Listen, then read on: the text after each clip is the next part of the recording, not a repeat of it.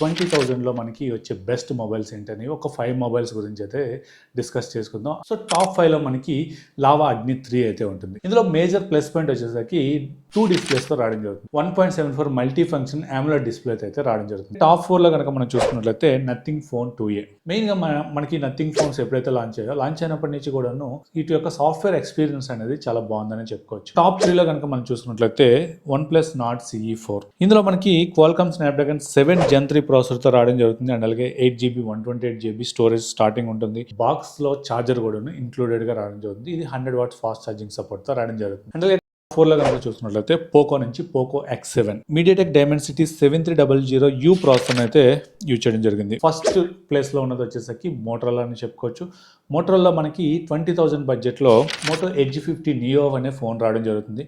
So ఇందులో Motorola phones లో recent గా చూసుకున్నట్లయితే కెమెరాస్ అనేవి చాలా అప్గ్రేడ్ అయ్యాయని చెప్పుకోవచ్చు.